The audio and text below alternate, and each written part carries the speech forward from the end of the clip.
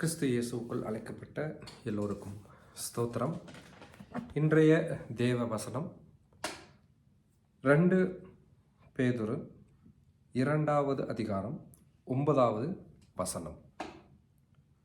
கர்த்தர் தேவ பக்தி உள்ளவர்களை சோதனையிலின்றி இரட்சிக்கவும் அக்கிரமக்காரர்களை ஆக்கினைக்குள்ளானவர்களுக்காக நியாய தீர்ப்பு நாளுக்கு வைக்கவும் அறிந்திருக்கிறார்.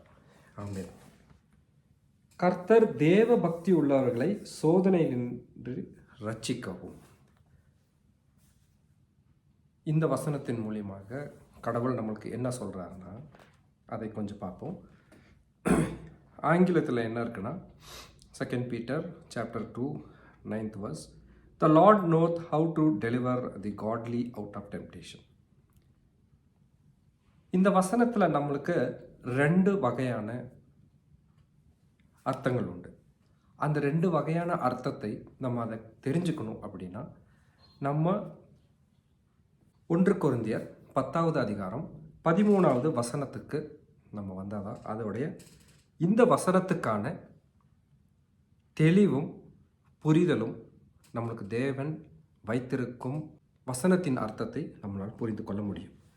1 கொரிந்தியர் 10வது அதிகாரம் 13வது வசனம், மனுஷருக்கு நேடுகிற சோதனையே அல்லாமல் வேறு சோதனை உங்களுக்கு நேரிடுவதில்லை. இப்போ இந்த வசனத்தில் முதல் பாகத்தில் என்ன சொன்னால், மனிதன் அவன் இந்த உலகத்தில் இருக்கும்போது அவனுக்கு சில சோதனைகள் வரும். அது சோதனைகள் வராமல் கிடையவே கிடையாது. இயேசுவும் பார்த்தீங்கன்னா மாம்சத்தில் இருக்கும்போது, இந்த உலகத்தில் மாம்சத்தில் வாழும்போது அவருக்கும் சோதனைகள் இருந்தது. பைபிள் என்ன சொல்லுது? இயேசுவும் நம்மை போலவே, அதாவது நம்ம இப்போ மாம்சத்தில் இருக்கிறோம் இல்லையா, நம்மளுக்கு நேரிடுகிற சோதனைகளை போலவே அவருக்கும் அதே சோதனைகள் இருந்து அதிலிருந்து அவர் மேற்கொண்டு வந்தார் என்று சொல்லி நம்ம பைபிளில் படிக்கிறோம். இங்கேயும் பார்த்தீங்கன்னா அந்த முதல் பாகத்தில் என்ன சொல்லுது? மனிதருக்கு நேரிடுகிற சோதனையே அன்றி. அப்படின்னா இந்த உலகத்தில் இருக்கிற எல்லாருக்கும் ஒரு சோதனை உண்டு. அந்த சோதனையை தவிர வேற எந்த சோதனையும் நம்மளுக்கு வரப்போகுது. இந்த சோதனை உலகப்பூர்வமான சோதனை. அது எது வேணா இருக்கலாம். நம்ம எல்லாத்துலேயுமே பர்ஃபெக்டாக இருந்து எல்லாம் இருக்கும்போது நம்ம எதுலேயுமே விழாதபடி இருக்கிறதுக்கு வாய்ப்புகள் அதிகமாக இருக்குது. அதே நம்ம எங்கேயோ ஒரு இடத்துல தவறிட்டோம், சரியாக சாப்பிடாமல் இருக்கிறோம், சரியாக தூங்காமல் இருக்கிறோம், சரியான உடற்பயிற்சி இல்லாமல் இருக்கிறோம், சரியான சிந்தனை இல்லாமல் இருக்கும்போது இதை ஒட்டி வருகிற சோதனை அது இந்த உலகப்பூர்வமானது. அது நம்மளுக்கு நம்ம தாங்கக்கூடிய அளவுக்கு தான் மட்டும் இருக்கு. அது மட்டும்தான் அதை நம்மளை எடுத்துகிட்டு போகும். அதுக்கு மேலே அது எதுவுமே பண்ணாது. அதை தான் இந்த பைபிள் சொல்லுது. உலகத்தில் மனிதனுக்கு நேரிடுகிற சாதாரண சோதனை தண்ணி வேறு எதுவும் வராது. இந்த வசனம் 2வது பாகம் என்ன சொல்லுதுன்னா, தேவன் உண்மையுள்ளவராக இருக்கிறார். உங்கள் திராணிக்கு மேலாக நீங்கள் சோதிக்கப்படுகிறதற்கு அவர் இடம் கொடாமல் சோதனையோடு கூட அதற்கு தப்பித்து கொள்ளும்படியான போக்கையும் உண்டாக்குவார். இப்போ இந்த வசனத்தில் 2 வகையான, ஒன்று உலகப்பூர்வமான சாதாரண ஒரு மனிதனுக்கு, ஒரு மாம்சத்தில் இருக்கிறவனுக்கு நேரிடுகிற ஒரு சோதனை இருக்குது. அந்த சோதனை அன்றி வேற எந்த சோதனையும் உங்களுக்கு நேரிடுவதில்லை அப்படின்னு ஆணித்தனமாக இந்த வசனம் நம்மளுக்கு சொல்லுது. 2வது, பரிசுத்த ஆவி தேவனுடைய வசனத்தின்படி வாழ்ந்து தேவனுடைய வசனத்துக்காக ஊழியம் செய்கிறவர்கள், தேவனுடைய வசனத்தை எடுத்துரைக்கிறவர்கள், தேவனை பற்றி உலகத்திற்கு சொல்லுகிறவர்கள், தேவனை மற்றவர்களுக்கு வெளிப்படுத்தக்கூடிய நேரத்தில் அந்த இடத்துல ஒரு சோதனை வருது பாருங்க. அதை பற்றி தான் இந்த வசனம் சொல்லுது. அந்த சோதனை எப்பேற்பட்டதாக இருக்குன்றாரு. அந்த சோதனை வரும்போது, அந்த சோதனை இருக்கும்போதே அதிலிருந்து நீங்கள் எப்படி வெளியில் வரணும் அப்படிங்கிறத தேவன் அதையும் நம்மளுக்கு என்ன பண்ணி கொடுக்குறாரு? உண்டாக்குகிறார். ஸோ அந்த மாதிரி ஒரு சோதனை வரும். இன்னைக்கு வசனத்திற்கு நம்ம நிற்கிறோம் அப்படின்னா அதுக்கு கண்டிப்பாக சோதனை வரதான் செய்யும். அப்படி வந்தால் அதிலிருந்து எப்படி தப்பிக்கணும்னு அதுக்கு வழியை உண்டாக்குகிறதா தேவன். அப்போ அழைத்தவர் நம்மளை வெறுமையை அழைக்கலை, நம்மளுக்குள்ள பரிசுத்த ஆவியை கொடுத்துருக்கிறார். ஸோ ஒருத்தர் தேவனுடைய வசனத்திற்கு எடுத்து ஒருத்தருக்கு உரைக்கும் போது அது பரிசுத்த ஆவியின் வல்லமையில், அவருடைய புரிதலில், அவருடைய நோக்கத்தில், அவர் நம்மளுடைய சித்தம் நம்மளுக்கு மேல் வைத்திருக்கிற சித்தத்தின்படி நம்ம அதை செய்யும்போது நம்மளுக்கு அந்த சோதனை வர செய்யும். ஆனால் அந்த சோதனை வரும்போது நம்மளை எப்படி அதிலிருந்து விடுவிக்கணுமோ அந்த வழியும் அவர் தான் உண்டாக்குகிறார். ஸோ கடவுள் சோதனை கொடுக்கறதில்ல. ஒன்றை தெளிவாக நம்ம புரிந்து கொள்ளணும். ஒருபோதும் தேவன் நம்மளை சோதிப்பதில்லை. இந்த வசனத்தின்படி தானாக உண்டாகிற சோதனையை பற்றி தான் எழுதியிருக்க தவிர கடவுள் சோதிக்கிறாருன்னு சொல்லி எழுதவே இல்லை. இந்த வசனத்தில் முதல் பாகம் என்ன சொன்ன, மனுஷனுக்கு நேரிடுகிற சோதனை அல்லாமல் வேறு சோதனை உங்களுக்கு நேரிடுவதில்லை. இந்த உலகத்தில் ஒரு சோதனை, ஒரு மனுஷனாக இந்த உலகத்தில் நம்ம இருக்கும்போது அதை எப்படி மேற்கொள்ளணுமோ அந்த வழிகளையும் தேவன் நம்மளுக்கு செய்கிறாரு. இந்த உலக பூர்வம் அதை கைவிடுவதே கிடையாது. அவர் என் மகன் இந்த உலகத்தில் இருக்கிறான், அவருக்கு தெரியும் இந்த உலகத்தில் எப்படி ஒரு சோதனை வந்ததோ அதை அவர் எப்படி ஹேண்டில் பண்ணாரோ அதை நம்ம ஹேண்டில் பண்ணி தான் ஆகணும். அந்த ஞானம் நம்மளுக்கு கண்டிப்பாக வேணும். நம்மளுக்கு அது தேவன் நம்மளுக்கு கொடுத்துருக்கிறார், அதை நம்ம பயன்படுத்தணும். ஒரு விபச்சாரத்தில் ஒரு அம்மாவை கொண்டு வந்து, ஈடுபட்ட அம்மாவை இயேசுவை சோதிக்கிறதுக்கு கொண்டு வந்து இயேசப்பாட்டை கொண்டு வந்து நிறுத்துறாங்க. அப்போ அந்த காலத்தில் சட்டம் என்ன சொல்லுது, கல்லடிச்சு கொல்லணும். அப்போது அவங்க வந்து இயேசுகிட்ட என்ன கேட்குறாங்க, இவர் கரெக்டாக சொல்கிறாரா பார்த்துடலாம் அப்படின்னு சொல்லி அந்த அம்மாட்ட கொண்டு வந்து சட்டம் என்ன சொல்லுதோ அதைப்படி செய்யணுன்றதையும் அவர் முன்னாடி நிறுத்திட்டாங்க. இயேசு என்ன பண்ணார், எதையோ கீழே கிறுக்குனார், அது நம்மளுக்கு தெரியாது. ஆனால் எழுந்திருச்சு என்ன சொன்னார், இதில் யார் ஒருத்தன் பாவம் செய்யாமல் இருக்கிறானோ அவன் முதல் கல்லடிக்கப்படும். ஸோ அங்கே வந்து சோதனை இயேசுவுக்கு வந்தது எந்த வழியில் வந்தது, ஆவிக்குரிய இதுலேயும் வந்தது, மாம்சத்தில் அவரோட நாலேஜில் அவர் எப்படி இருப்பார், அவருடைய தேவனுடைய அந்த அறிவில் எப்படி ஒரு பதில் சொல்லுவார்னு சோதிக்கிறதுக்காக தான் மனிதர்கள் கொண்டு வந்து அந்த பெண்ணை முன்னாடி நிறுத்தினாங்க. ஆனால் கடைசியில் என்னாச்சு, ஒரு மனிதனும் அந்த பெண்ணை அடிக்கவில்லை. அந்த பெண்ணுக்கு ஒரு சோதனை, இயேசுவுக்கும் சோதனை, பெண்ணுக்கு மனித உலகப்பூர்வமான ஒரு சோதனை, தேவனுக்கு ஆவிபூர்வமான ஒரு சோதனை. இது ரெண்டுல இருந்தும் அந்த சிச்சுவேஷனை நம்மளுக்கு கிளீனாக எக்ஸ்பிளைன் பண்ணுது. அந்த பெண்ணுக்கு உலகப்பூர்வமான மனிதனுக்கு சாதாரணமாக நேரிடுகிற சோதனை அந்த பெண்ணுக்கு வந்தது. ஆனால் அதிலிருந்து அவள் விடுபட்டாள். எப்படி, பரிசுத்த ஆவியின் வல்லமையில் எப்போதுமே இருந்த தேவன் இயேசு கிறிஸ்து என்ன சொன்னார், ஒரு உலகத்தில் யாருமே பாவம் செய்யாத எவனும் கிடையாது, அது அவருக்கு தெரிஞ்சிருச்சு, ரொம்ப க்ளீனாக தெரியும். ஏன்னா எல்லாருமே வந்து உலகத்தில் ஆதாம் விழுந்த போது அவன் எந்த நிலையில் விழுந்தானோ அந்த நிலையிலிருந்து தான் நம்ம எல்லாருமே பிறந்து வந்திருக்கிறோம். நம்மளுக்கு ஒரு பாவ நிலை, we have got that the same sinful nature where Adam left. ஆதாம் நம்ம வந்து எந்த இடத்துல நம்மளை கொண்டு வந்து விட்டுட்டு போனாரோ அந்த நிலையில தான் நம்ம பிறக்கிறோம்.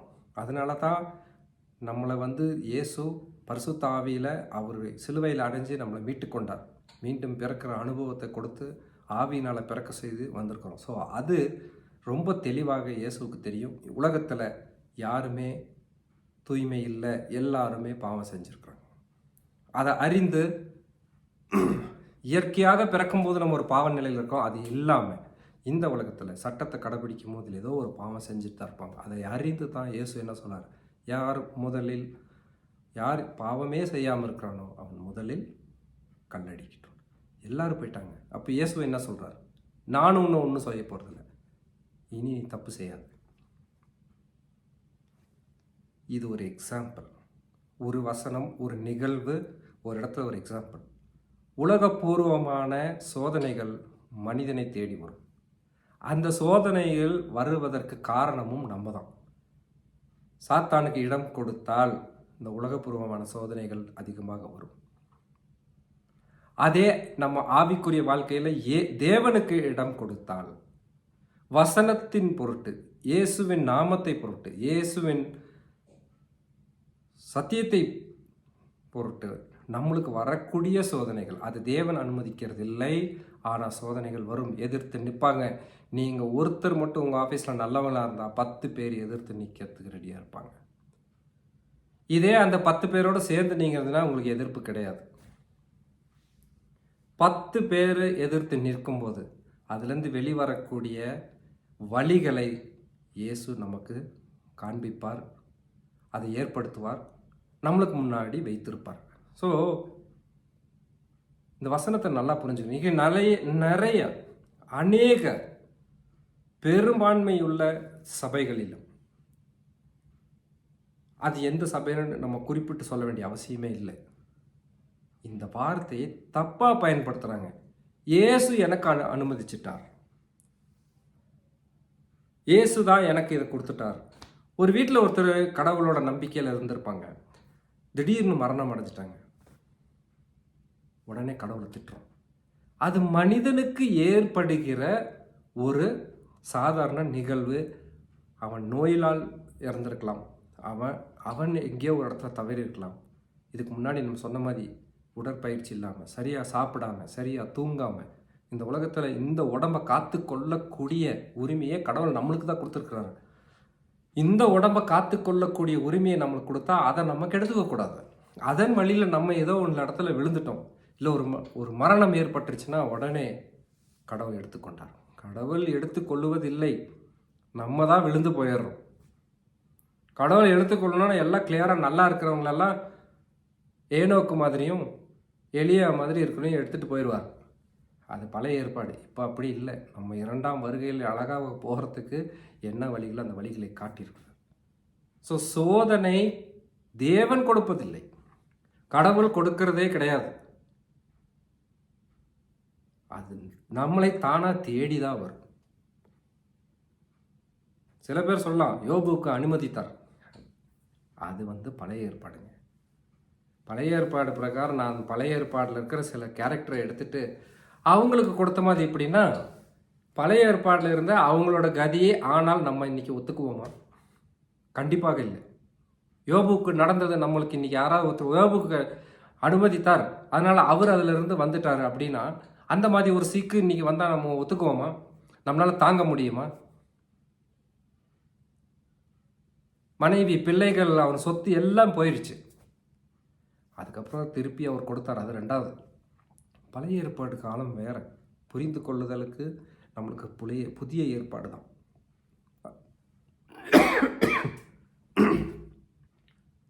புதிய ஏற்பாடுல இயேசு நம்மளுக்காக வாழ்ந்து காட்டின பாதை எடுத்து நம்ம தான் இயேசுவை சோதிக்கிறோம், இயேசு நம்மளை சோதிக்கிறதே கிடையாது. இந்த வசனத்தை தெளிவாக புரிஞ்சுப்போம். கடவுள் நம்மளை சோதிப்பதில்லை, சோதனைகள் வரும்போது அதில் விடுதலை கொடுக்கிறவர் தான் தேவன். எனக்கு சிக்குனா கடவுள் கொடுத்துட்டாருன்னு சொல்லாதீங்க. ஏன் அவர் ஒளியாக இருப்பவர், அவர் நமக்குள்ள இருக்கிறவர். ஸோ நமக்குள்ள இருக்கிறவர் விடுதலை கொடுப்பவர் தானே தவிர, ஒரு ஊனமுற்ற நிலைமையோ, ஒரு சிக்காலையோ, ஒரு கால் முடக்கம் உள்ளவங்களோ, இந்த மாதிரியான பரிசுத்த ஆவியானவர் நம்மளுக்குள்ளே இல்லை. நீ பாவின்னு கூட நம்ம சொல்ல வேண்டியதில்லை, ஏன்னா அவருக்கு தெரியும் நம்ம பாவம் தானே. ஆனால் நம்ம பாவம் செய்யாமல் இருப்போம் அப்படின்ற ஒரு முயற்சியில் இருக்கணும். நம்மளுக்குள்ளே இருப்பவர் முழுமையானவர், நமக்குள்ளே வாசம் செய்பவர் முழுமையானவர். முழுமையானவர் உள்ளே இருக்கிறனால தான் குறைவானது எல்லாம் வெளியில தான் போகுமே தவிர, வெளியில் இருக்கிற குறைகளெல்லாம் உள்ளே வருவதற்கு சாத்தியமே கிடையாது. அது நம்ம அனுமதித்தால் மட்டும்தான் வரும். We have to resist the devil. சாத்தானை நம்ம தான் தடுத்து நிறுத்தணும். அதிகாரம் நம்ம கையில் கொடுத்துருக்கிறார். இந்த வசனத்தை தெளிவாக புரிந்து கொள்ளும். ஒருபோதும் சோதனைகள் கடவுள் கொடுப்பதில்லை, இந்த வசனத்தின்படி நேரிடுகிறதுன்னு மட்டும்தான் எழுதியிருக்காரு. நல்லா அதை புரிந்து கொள்ளுங்கள். மனுஷனுக்கு நேரிடுகிற சோதனையே அல்லாமல் வேறு சோதனை உங்களுக்கு நேரிடுவதில்லை. It happens. அதை புரிந்து கொள்வதற்கு இங்கிலீஷ்லேயும் நம்ம அதை படித்தோம்னா நம்ம தெளிவாக தெரியும். First Corinthians chapter 10 verse 13. There hath no temptation taken you but such as a common man. But God is faithful, who will not suffer you to be tempted. He will not suffer you to be tempted. தமிழில் அது தானாக நேரிடுகிறது. இந்த உலகப்பூர்வமாக அது இயற்கையில் கலந்து இருக்கிறது. அப்போது ரொம்ப தெளிவாக நம்ம புரிஞ்சுக்க வேண்டியது என்னென்னா, இந்த வசனத்தில் கடவுள் எந்த வித சோதனையும் கொடுப்பதில்லை.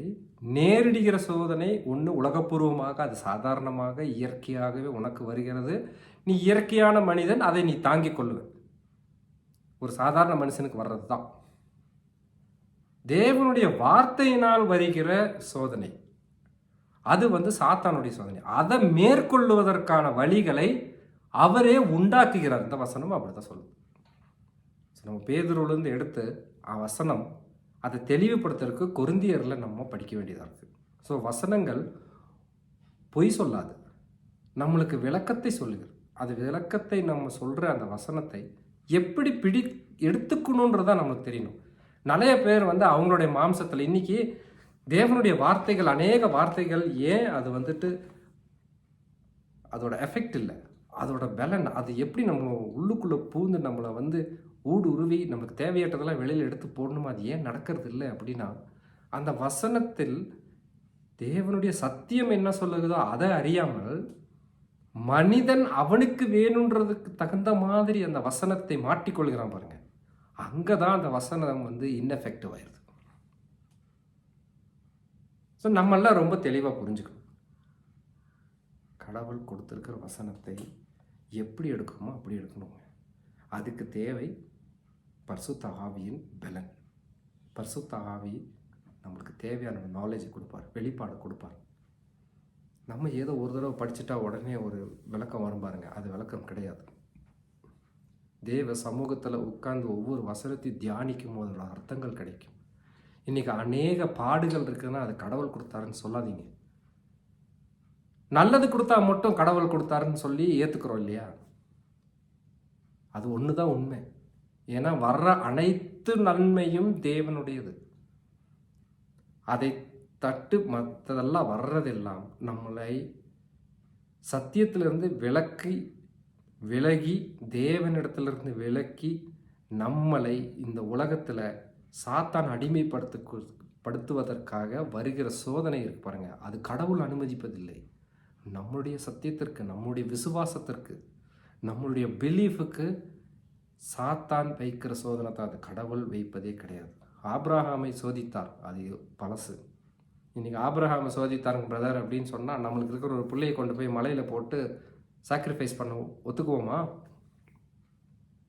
ஒருபோதும் மாட்டோம். அது பழைய ஏற்பாடு. ஆபிரகாம் அப்படி சோதித்தாருன்னா அப்போ நம்ம இருக்கிறதெல்லாம் ஒருத்தர் பலியிடுறதுக்கு ரெடி ஆயிடும். நடக்குமா இன்னைக்கு? இல்லை. அன்னைக்கு இருந்த காலகட்டம் வேற. அன்னைக்கு பலியிடுதல் ஒரு காமன், ஒரு சராசரி சாதாரண ஒரு நிகழ்வு. அந்த காலத்தில் பலியிடுவது அது மனிதனையானாலும் சரி, மிருகத்தையானாலும் சரி. ஆனால் இன்னைக்கு நம்ம அதெல்லாம் இல்லை. ஒரே பலி, தேவன் தன் மகனை அனுப்பி இந்த உலகத்தில் நம்மளை விடுவிக்க பலியாக்கிட்டார். இந்த வசனம் என்ன சொல்லுது? 2 உலகப்பூர்வமாக சாதாரண இந்த மாம்சத்துக்கு வரக்கூடிய சோதனை வரத்தான் செய்யும், அதை நீ தாங்கிக்குவேன். தேவனுடைய வசனத்திற்கும் தேவனுடைய வழிகளில் நடப்பதற்கும் நம்ம மன உறுதியாக இருந்து செய்யும்போது, நடக்கும்போது வருகிற சோதனை, அந்த சோதனை இருக்கும்போதே அதிலிருந்து எப்படி வெளியில் வரணும் அப்படிங்கிறதுக்கு கடவுள் நம்மளுக்கு அழகாக ஒரு வழியை ஏற்படுத்தி கொடுப்பார், எப்போதுமே வச்சிருக்கிறார். இந்த வசனத்தின்படி அதை புரிஞ்சுக்கும். சோதனை கடவுள் கொடுப்பதில்லை, தானாக ஒன்றா ஏற்படுகிறது. இன்னொன்று சாத்தான் நம்மளுக்கு விரோதமாக, சத்தியத்துக்கு விரோதமாக செய்யக்கூடிய காரியங்களில் மனிதர்கள் மூலமாக வரக்கூடிய சில சோதனைகள். அதுக்கு எல்லா வழி கடவுள் வச்சிருக்கிறார். அழைத்தவர் வெறுமை அல்ல, முழுமையாக, பரிசுத்தமாக, ஒளியாக, விடுதலையாக நமக்குள்ளே வாழ்கிறார். அதை நம்ம புரிந்து கொள்வோம். இந்த வசனத்தை படிங்க, இன்னும் தியானித்து பாருங்கள். விடுதலை நாயகன் நம்மளுக்குள்ளே இருப்பவரை நம்ம உணர்ந்துக்குவோம். ஆமென்.